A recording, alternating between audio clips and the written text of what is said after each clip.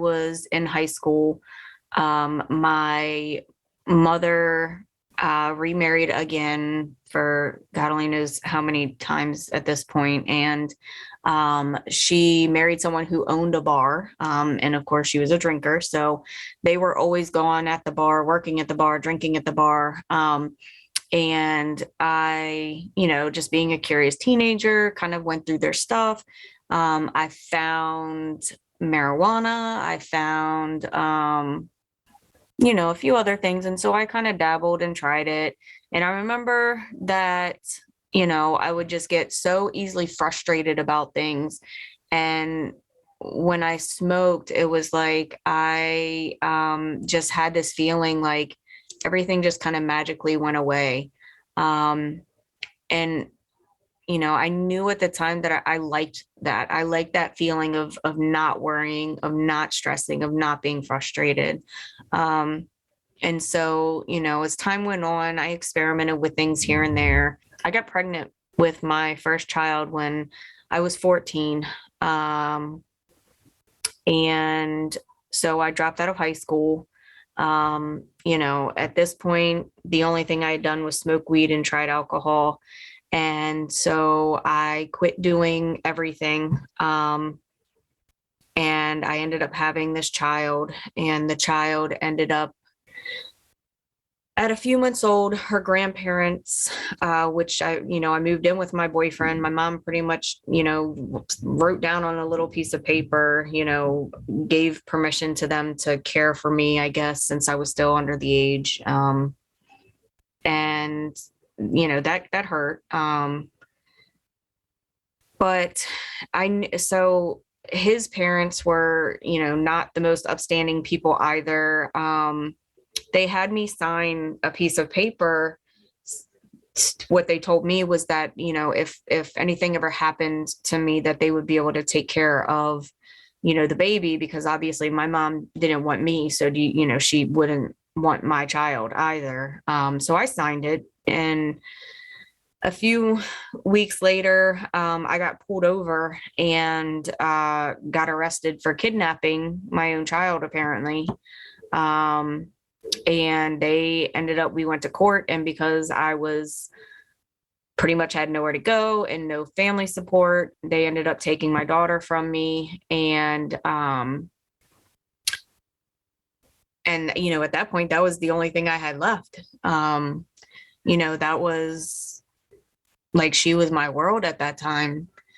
And so, I just, at that point, I lost it. I started drinking. I got really heavy into drinking. I started going out to clubs with a fake ID. I met some 28-year-old man when I was 17, who lived in Virginia, and decided that I was going to just move in with him.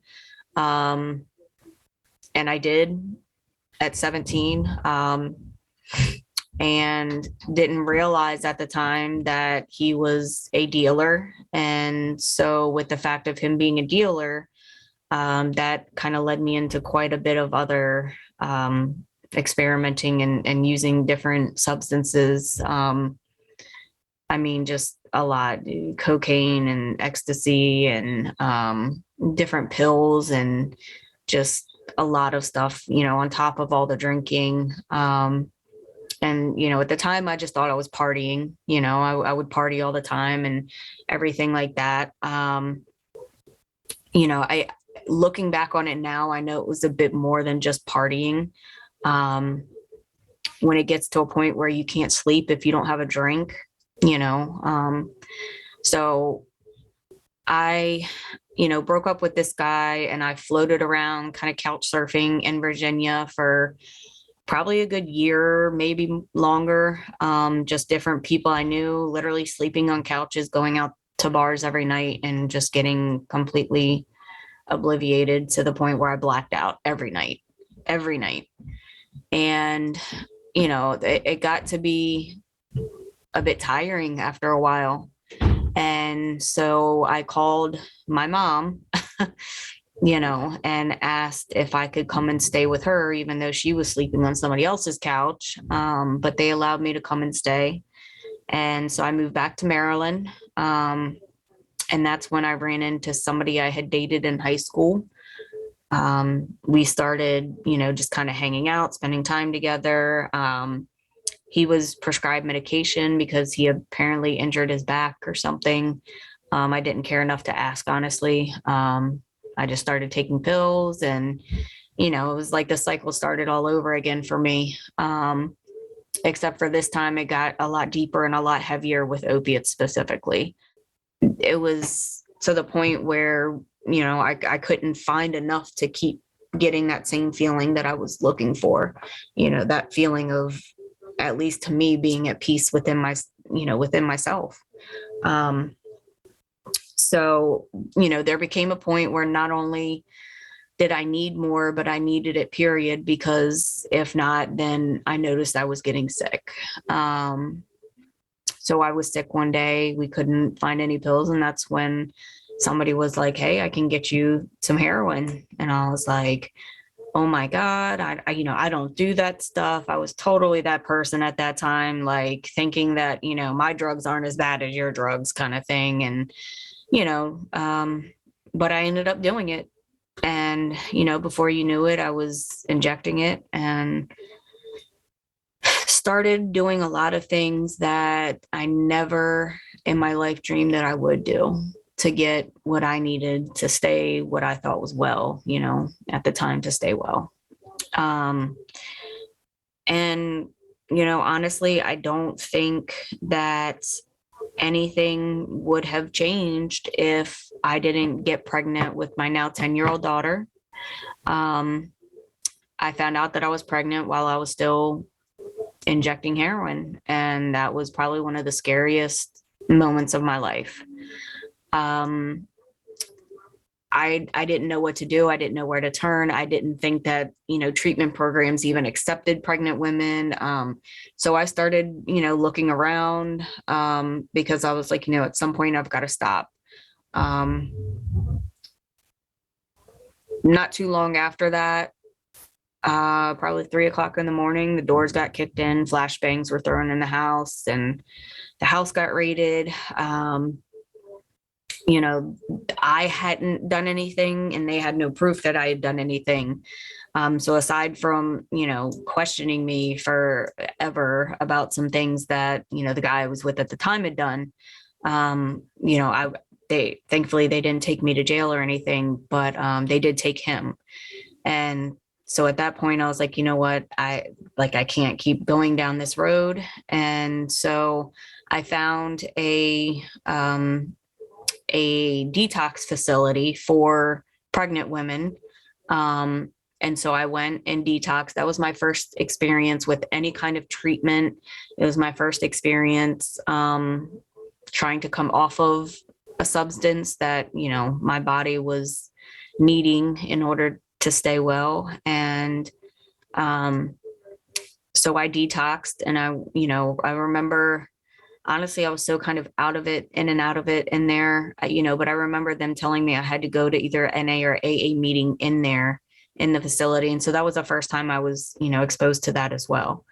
I remember going to the meeting, and I remember it, honestly, it just felt kind of very, I hate to say it, but like cultish, like, they all said all these things at the same time, and I had no idea what was going on. And I was just very confused. And, and not that the people there weren't trying to be welcoming or trying to be, it just didn't feel right to me.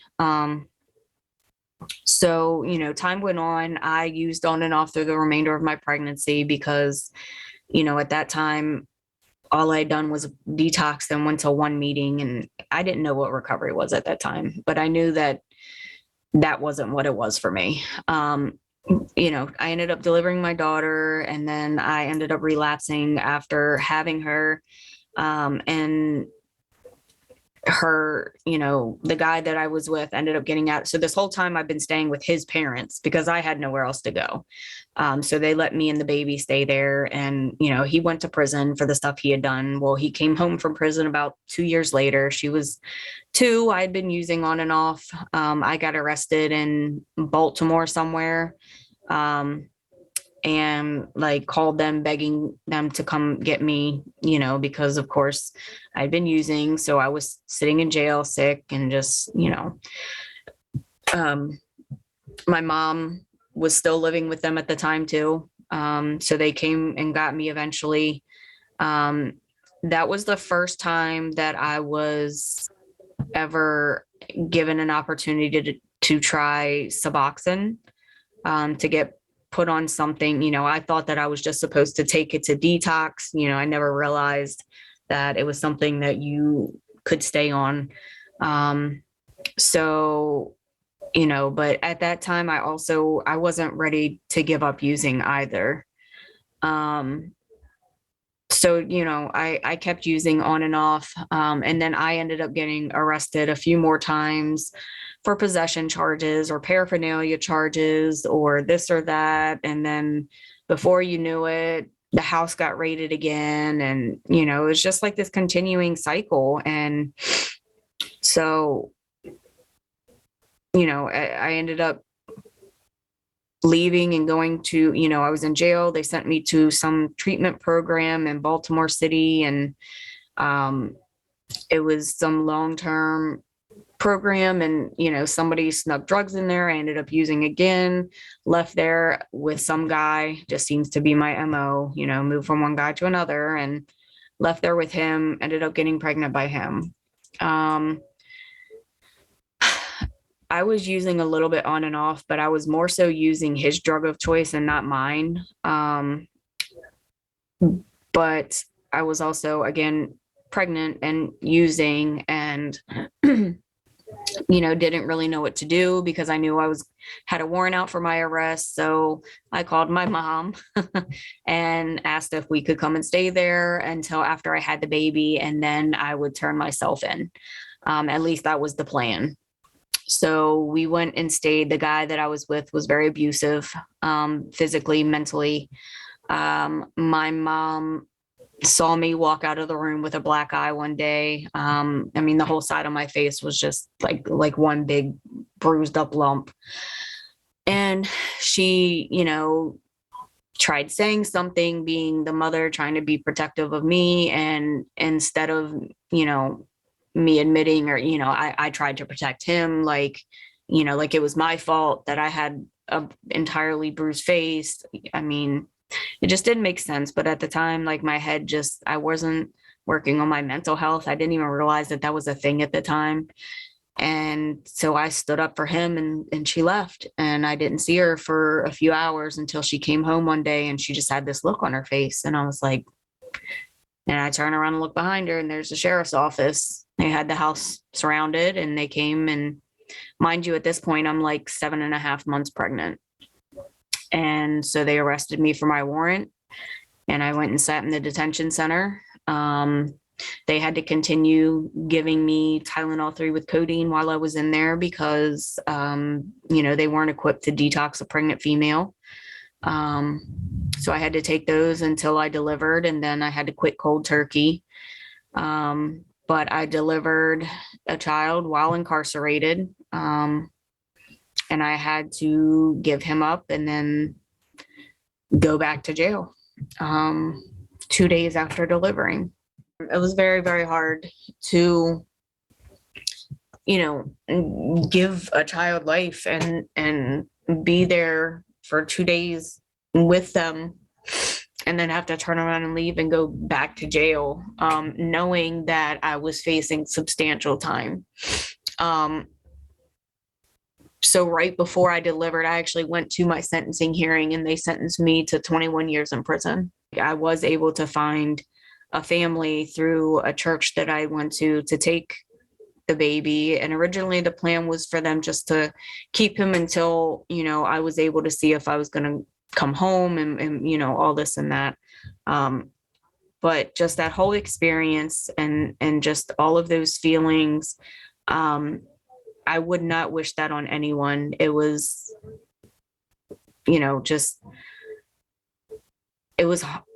there's not even a word to describe the way that it felt. Just completely demolished everything about me.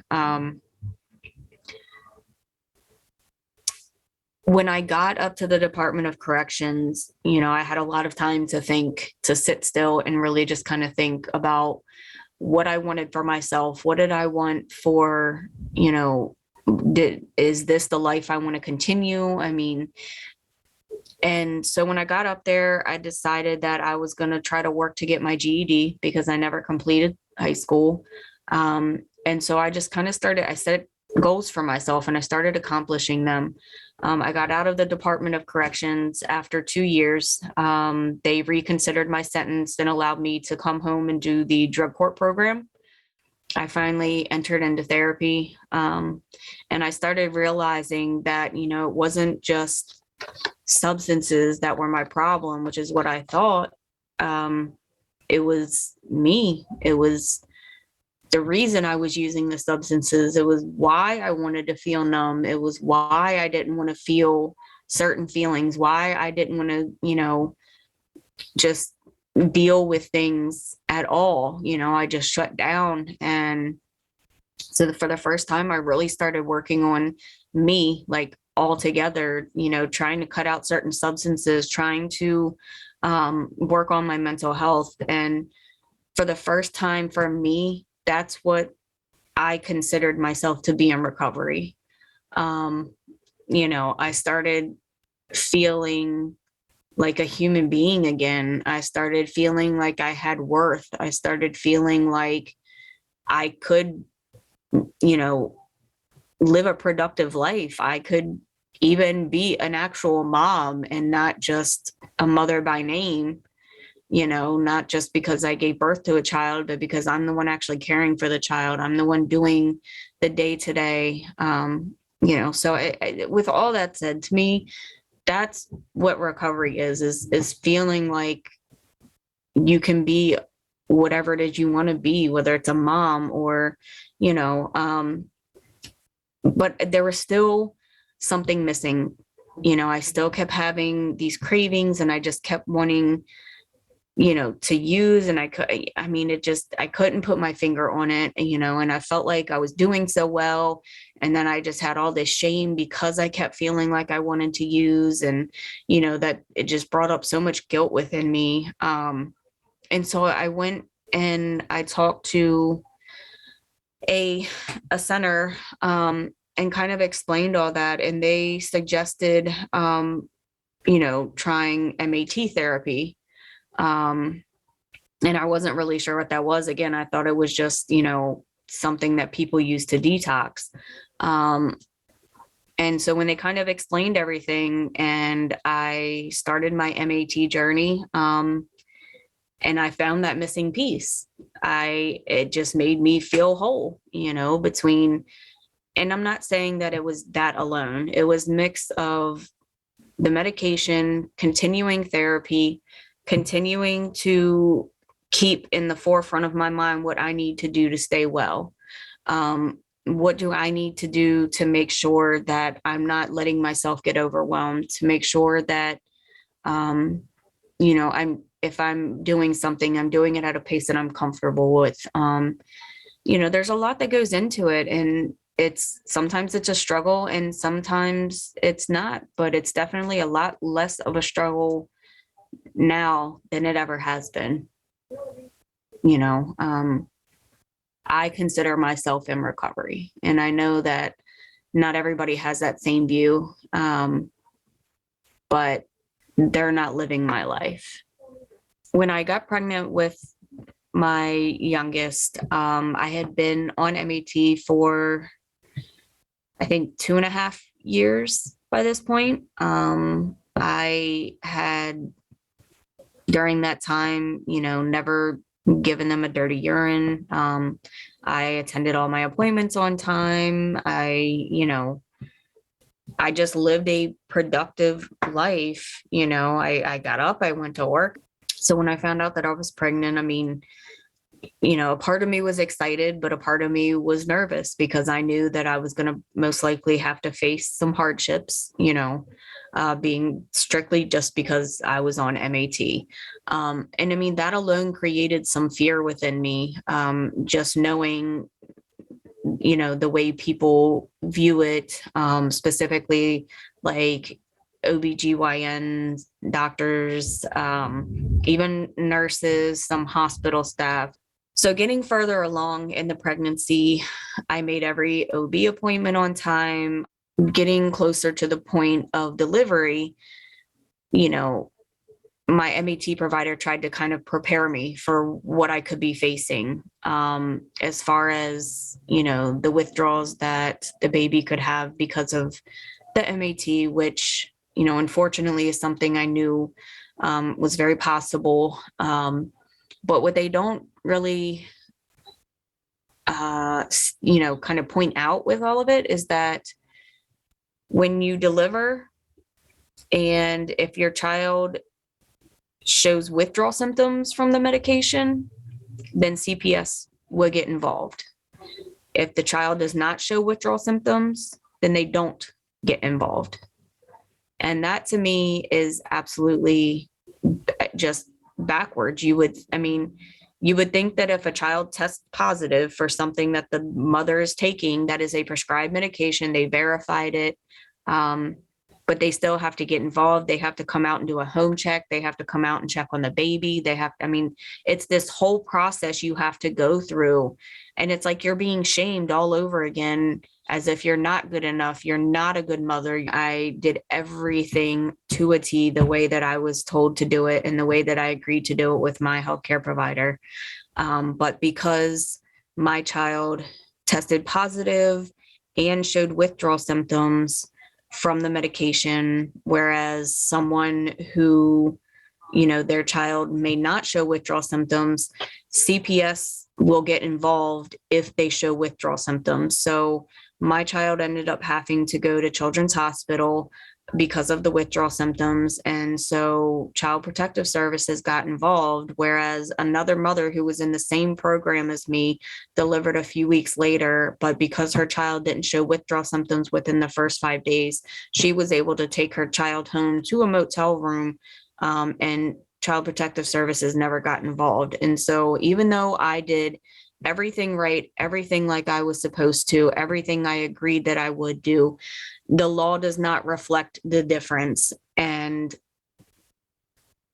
so no matter if you do everything right or not, you still have this shame put on you. And it's bad enough that you are already feeling shame because you created this life, but because of the fact that you're taking a medication that, yes, you need. So it's almost like a double-edged sword.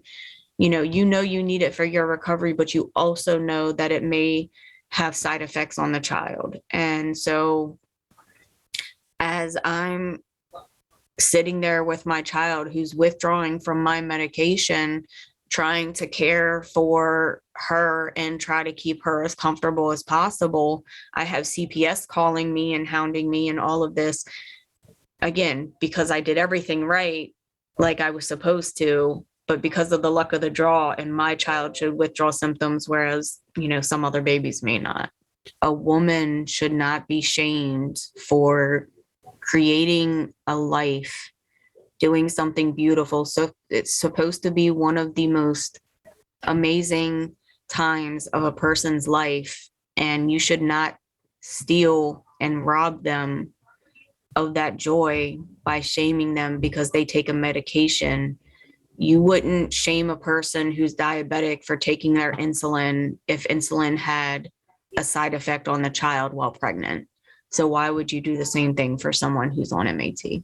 I know that for me, when I talk to, different people, whether it's people in the community or even different providers, that when they ask me how long I've been on medicated assisted treatment, and I tell them that I have been on Suboxone for a little over 5 years now, they are kind of shocked, because a lot of people, from what I've seen, they do look at it as a more short-term solution.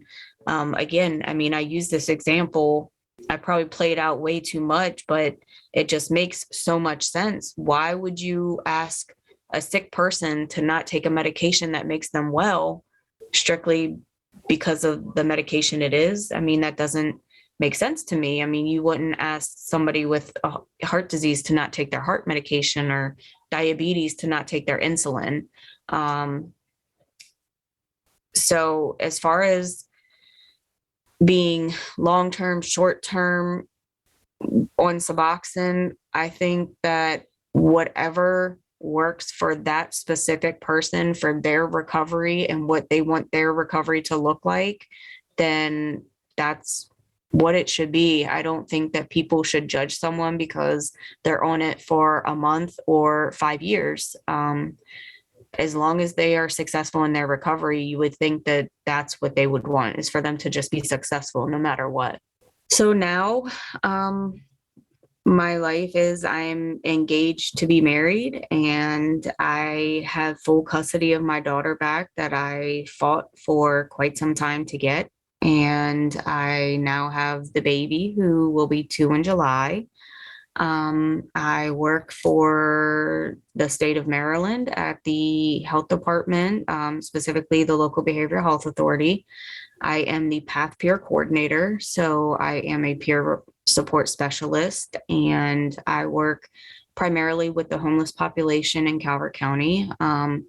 Most of them do struggle with a serious mental illness, and that's specifically what the PATH program is for.